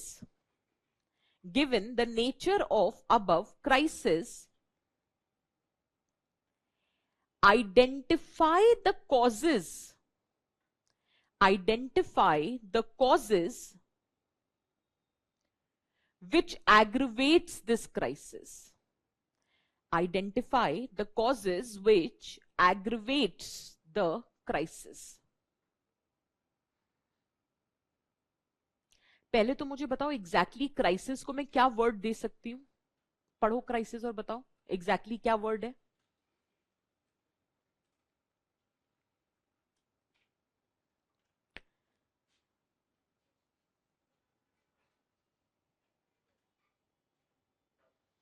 फिर से पढ़ो. What is the crisis.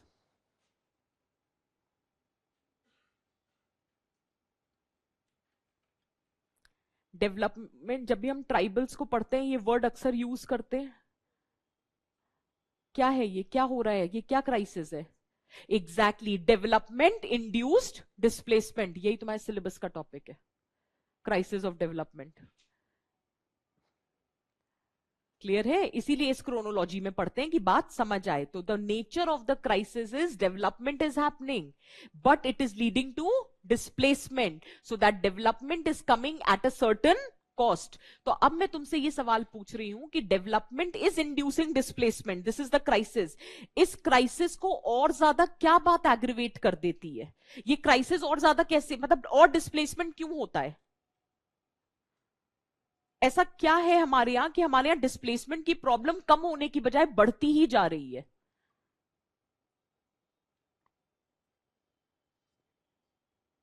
Okay.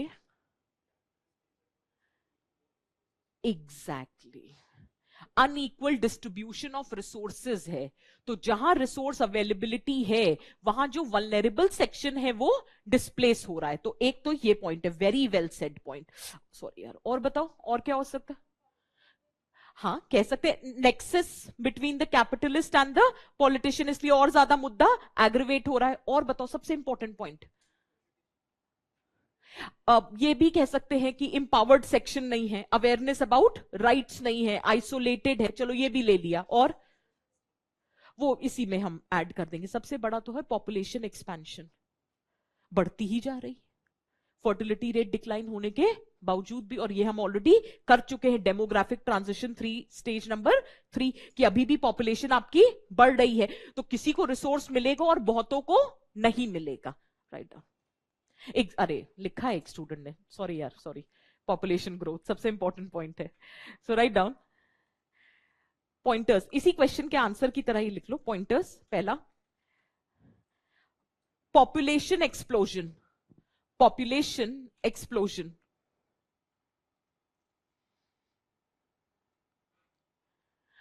Vanshika तुमने मुझे कोई मेल डाला है क्या. या तुमने मुझे कहीं कुछ मैसेज किया है क्या? मुझे क्यों ऐसा लग रहा है कि कुछ तो ऐसा है। एक बार मुझे, अगर तुम्ही ने किया है तो एक बार यस नो लिख देना, ठीक है।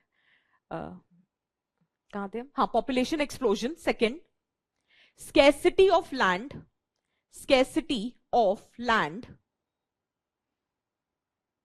which forces, scarcity of land which forces acquisition of agricultural and forest land, which forces acquisition of agricultural and forest land.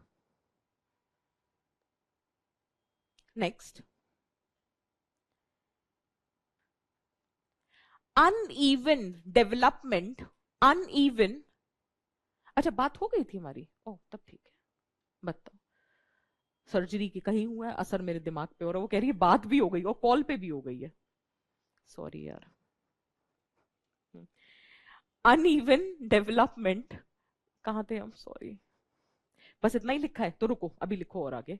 Uneven development which triggers, uneven development which triggers distressed migration, which triggers distressed migration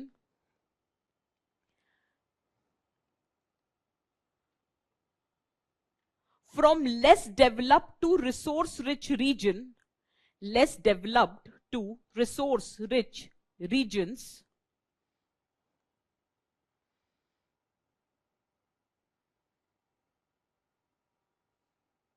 and creates pressure, and creates pressure. Next,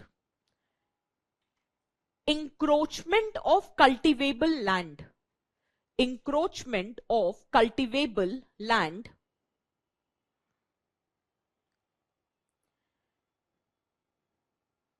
encroachment of cultivable land which acts as a threat, which acts as a threat to food security and rural livelihoods, which act as a threat to food security and rural livelihoods. अब यही हुआ ना यार, वो airport के लिए जितनी भी लैंड थी इंक्रोच करी, वो पैसा तो ठप, तो अब क्या करे? So that is creating threat to food security and rural livelihood. क्योंकि अगर आप बैरन लैंड करते हो तो चलो फिर भी ठीक, कल्टिवेबल लैंड अगर आपने इंक्रोच कर ली तो फिर तो food insecurity situation would be created. Clear है? एक और पॉइंट दिया था, इंडस्ट्रियलाइजेशन। तो इंडस्ट्रियलाइजेशन को ऐसे नहीं लिखते, इसको ऐसे लिखो, infrastructural lag in cities, infrastructural lag in cities. अब जस्ट होल्ड, क्योंकि इंडस्ट्रियलाइजेशन हो रहा है, अर्बनाइजेशन हो रहा है, but then it is leading to over urbanization because of which infrastructural lag in cities. अब इसी में लिखो, as skewed migration leads to over urbanization, skewed migration leads to over urbanization। अब बताओ, क्राइसिस समझ आया? Development induced displacement. अब मैं आपको 2 मिनट दे रही हूं, मुझे अच्छे पॉइंट्स दो सोचकर कि डेवलपमेंट इंड्यूस्ड डिस्प्लेसमेंट के क्या कॉन्सिक्वेंसेस है, इंप्लीकेशन क्या है। 2 मिनट तसल्ली से सोचो। आप ये मानो कि ये लोग हैं, ये डिस्प्लेस हो गए अपनी जगह से, अब बताओ इसका क्या कॉन्सिक्वेंसेस है, थोड़ा सोच के। Online people, give me the arguments. What are the consequences of development induced displacement? आप कोई भी मन में एक एग्जाम्पल बना लो कि सपोज करो किसी एरिया में कोई माइनिंग आया, इंडस्ट्री आया, डैम कंस्ट्रक्ट हुआ जिसकी वजह से लोग डिस्प्लेस हो गए, तो अब उसका क्या इंप्लीकेशन है ये बताना है। देखो पॉजिटिव नहीं होगा, ये समझ आ रहा है आपको भी, तो आपको नेगेटिव इंप्लीकेशन ही बताने हैं। हाँ बताओ। हाँ हाँ हाँ, तो रेडिकलाइजेशन कर दे, वो ओवरऑल आ जाएगा, रेडिकलाइजेशन और anti state fervour is generated, बिल्कुल political alienation. I take your point, very good. और बताओ। ठीक है, लाइवलीहुड लॉस है, और किसी चीज का लॉस है?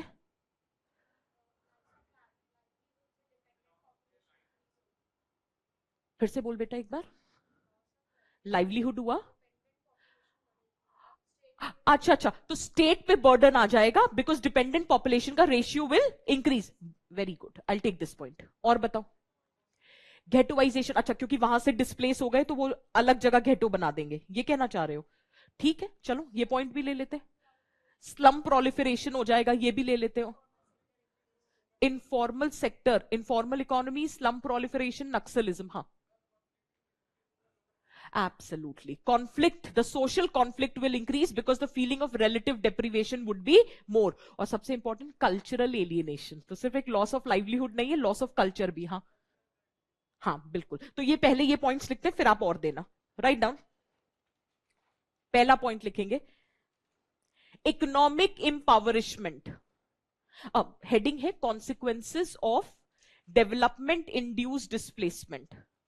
Consequences of development induced displacement.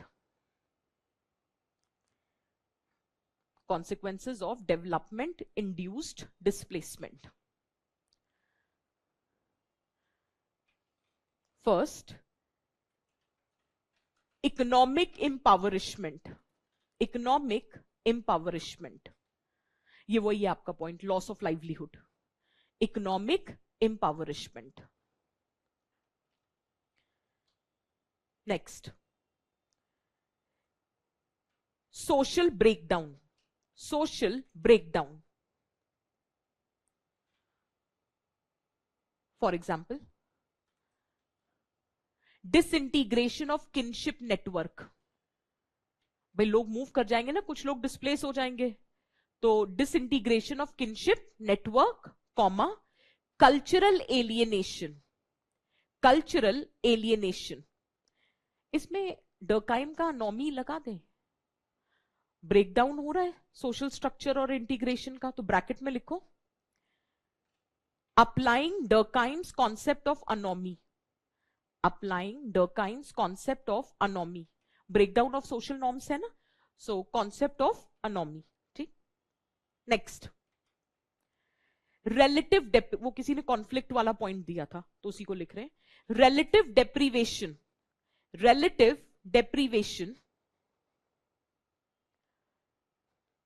which is fueled by relative deprivation, which is fueled by unequal distribution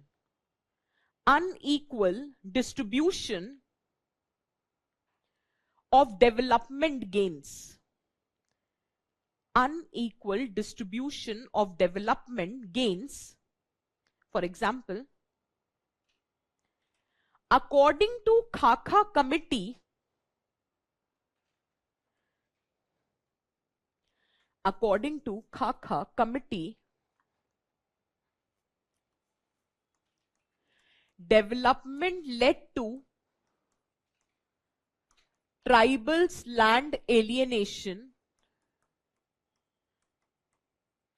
which led to unrest. So according to Khakha committee, development led to tribal land alienation, which created grounds for social unrest.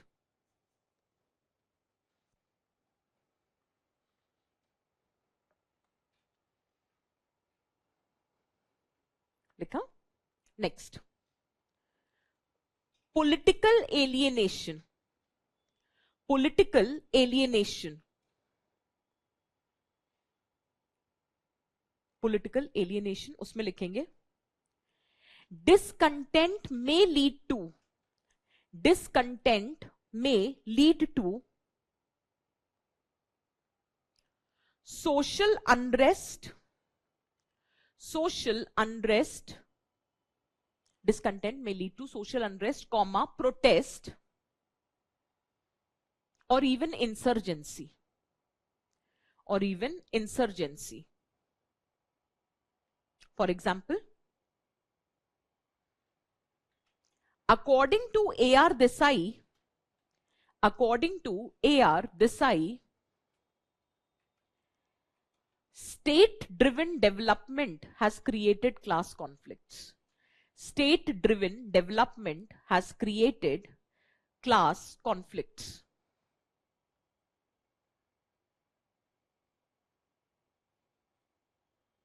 Clear है? Next, psychological trauma. जब social लिख रहे हैं, political लिख रहे हैं, economic लिख रहे हैं, कल्चरल लिख रहे हैं, तो साइकोलॉजिकल भी तो लिखेंगे. साइकोलॉजिकल ट्रॉमा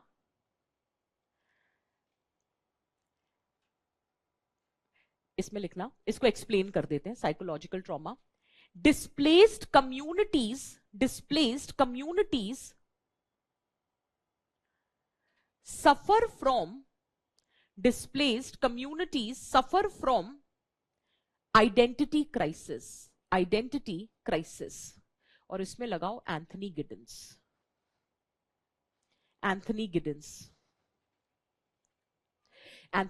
कहते हैं ये जो मॉडर्निटी आ रही है that is leading to loss of stability in life.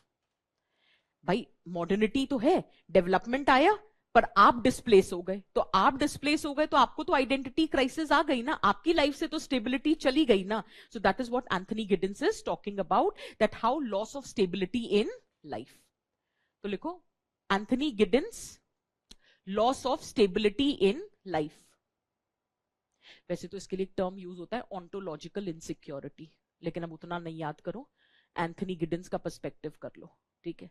Otherwise, the term uses ontological insecurity, मतलब loss of stability in life और identity crisis. ठीक है. अब इसमें एक women centered point भी दे दो, feminization of poverty. क्योंकि मेजर ब्रंट इज बोर्न, हम इसमें किम्बरली क्रेनशॉ का इंटरसेक्शनैलिटी भी लगा सकते हैं. या अगर सोचो अपनी लैंड से आप डिस्प्लेस हो गए, तो हो सकता है ना जो थोड़ा बहुत प्रॉपर्टी राइट्स था वो भी चला गया, तो बीना अग्रवाल भी लगा सकते हैं, नाइला कबीर भी लगा सकते हैं कि अगर एक्सेस टू रिसोर्स नहीं है तो विमेन का एम्पावरमेंट नहीं हो सकता. तो लिखो feminization of poverty, feminization of poverty, feminization of poverty. उसमें लिखेंगे women lose access to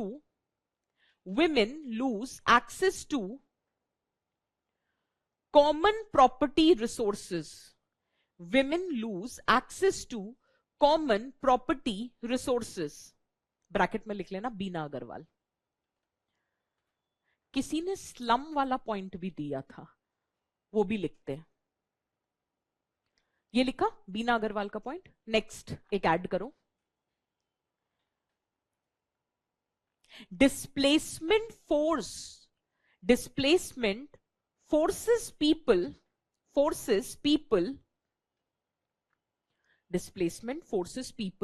to move to alien environments.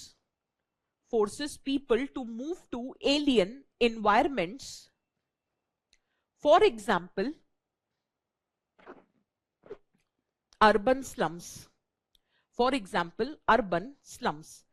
And this line is given by Vandana Shiva. Urban slums.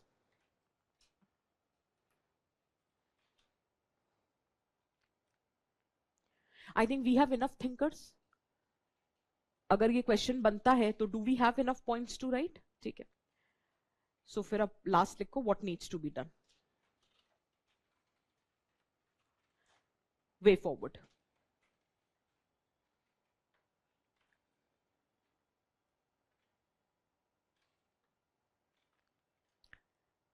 पहला, rights based rehabilitation.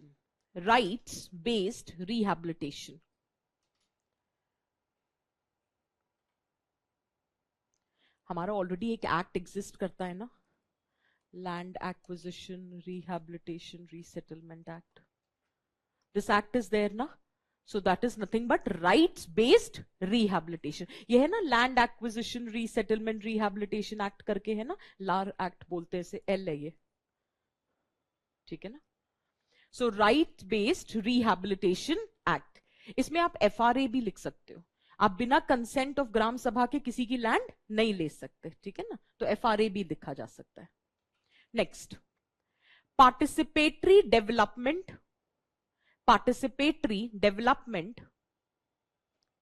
For example, Kerala's People's Plan campaign. participatory development. For example, Kerala's People's Plan campaign.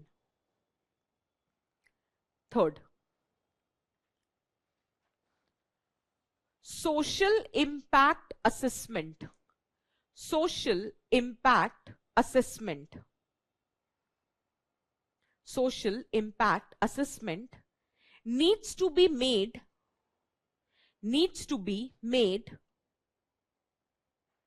mandatory,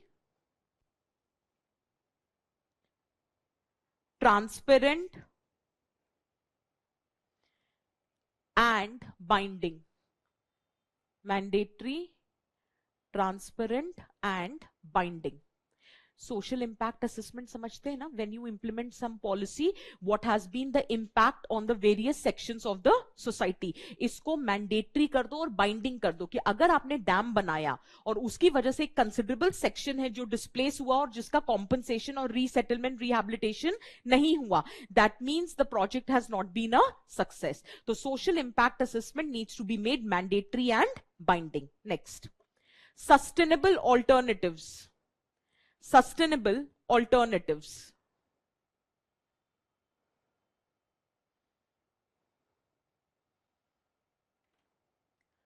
Next, climate justice approach. Climate justice approach. That is, poor should not bear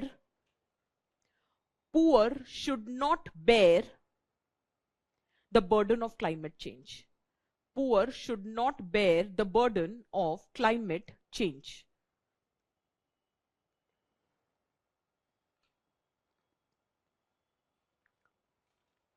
एक point और डालो. According to Verghese Kurian, according to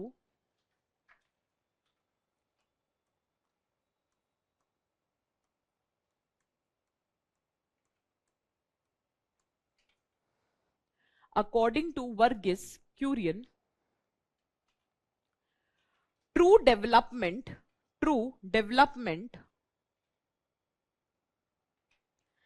is not building dams or roads. True development is not building dams or roads, but building people.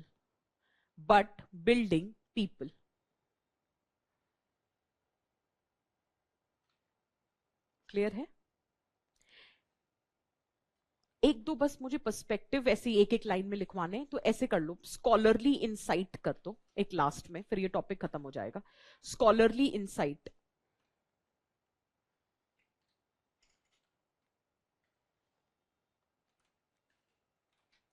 According to modernization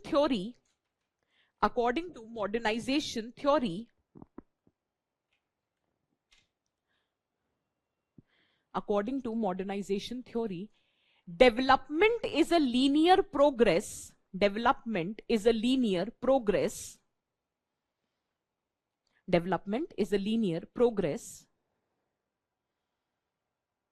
comma.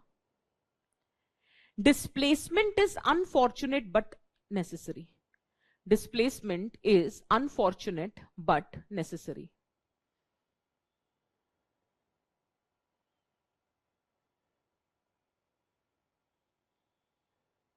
इसी में लिखो. Marxist theory.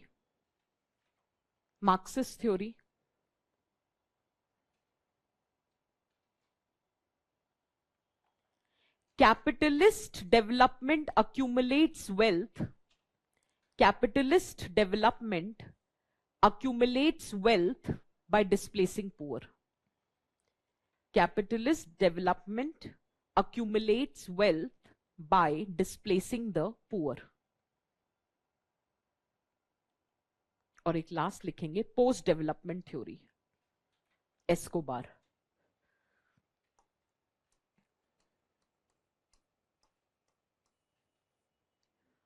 Post development theory, the scholar is Escobar.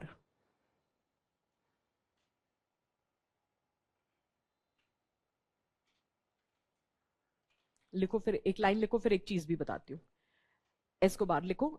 इसमें development is a western imposed narrative. Development is a western imposed narrative that marginalizes indigenous models of life, that marginalizes indigenous models of life। अब रुको, एक चीज बता रही हूं। ऐसे कभी भी आप पढ़ते हो Marxism, that means it's a school of thought which follows the idea of marks. अगर मैं कहूं नियो मार्क्सिज्म, तो इसका क्या मतलब हुआ?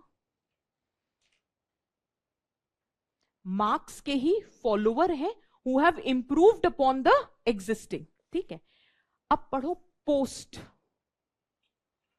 पोस्ट हमेशा एग्जिस्टिंग थ्योरी को क्रिटिसाइज करता है। तो अगर क्वेश्चन में है पोस्ट लिबरल, तो इसका मतलब पोस्ट 1991 नहीं हुआ। पोस्ट लिबरल का मतलब होता है the perspective which has criticised the liberal view. अगर वो लिबरल का नया वर्जन होगा, उसको मैं नियो लिबरल बोलूंगी। पोस्ट लिबरल का मतलब होता है, मैं क्यों बता रही हूं, सोसाइटी में सवाल आ गया था। Discuss the impact of post liberal economy on ethnic identity and communalism, और सबने भर भर के लिखा ग्लोबलाइजेशन का इंपैक्ट, क्योंकि पोस्ट लिबरल से वो समझे पोस्ट 1991। तो वो पोस्ट लिबरल क्यों लिखते, वो ग्लोबलाइजेशन लिख देते, पोस्ट 1991 लिख देते। पोस्ट लिबरल का मतलब था जो वेव आ रही है विच इज चैलेंजिंग ग्लोबलाइजेशन। जैसे आज के टाइम पर we are getting deglobalized, there is inward looking, now ethnic identities and communalism is getting aggravated. एक टाइम ऐसा आया था ग्लोबल विलेज बन गए थे, एक सेक्युलर आइडेंटिटी आ गई थी, एक ग्लोबल आइडेंटिटी आ गई थी, बॉर्डरलेस वर्ल्ड क्रिएट हो गया था। यही बातें चल रही थी कि national identity has been replaced by global identity, homogenization हो रहा है। लेकिन अब देखो रिवाइवल ऑफ लोकल कल्चर हो रहा है कि नहीं हो रहा है। तो पोस्ट लिबरल, पोस्ट का मतलब होता है एग्जिस्टिंग पर्सपेक्टिव का क्रिटिक, और नियो का मतलब होता है एग्जिस्टिंग पर्सपेक्टिव पे फर्दर इम्प्रोवाइजेशन। तो ये बस मैं इसीलिए बता रही हूं कि अगर बाय चांस आ जाए तो ध्यान रखना। ठीक है, सो that is the difference between neo and post. Is this clear? ठीक है, तो क्वेश्चन लिखो यार, इस पे भी बहुत आए होंगे।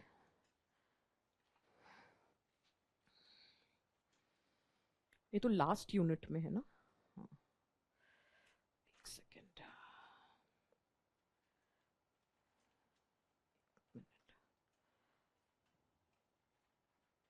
हाँ, write down.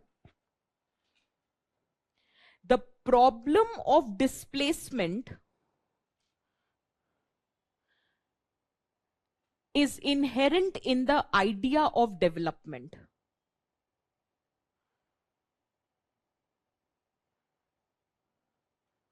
Problem of displacement is inherent in the idea of development, full stop. Analyze the statement critically. Analyze the statement critically.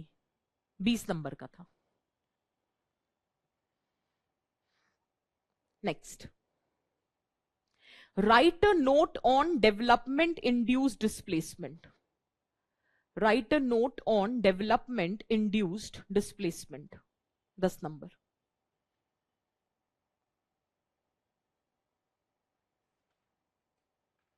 एक और लिखो। Discuss some striking issues.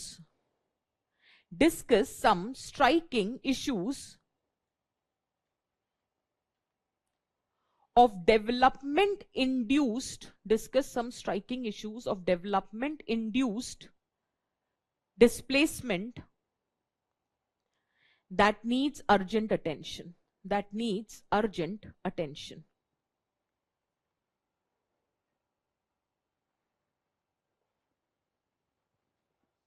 हाँ, मार्क्स 20 नंबर का। क्लियर है? ठीक,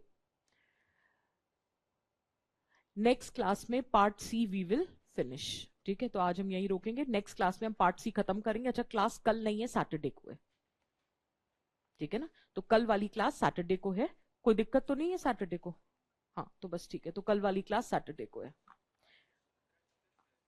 क्या है यार क्वेश्चन, ऐसा क्या है? अरे अभी तो किए हैं चैलेंजेस, जो कॉन्सिक्वेंसेज है डेवलपमेंट इंड्यूस डिस्प्लेसमेंट के। लेकिन ऐसा नहीं है, ये वाला क्वेश्चन एक ऐसा है, सस्टेनेबल डेवलपमेंट हो गया और ये डेवलपमेंट इंड्यूस डिस्प्लेसमेंट, इसको तुम करंट मान लो या क्योंकि ट्राइबल से रिलेटेड मेजर इशू तो यही है ना यार, ठीक है ना, इसलिए चलो।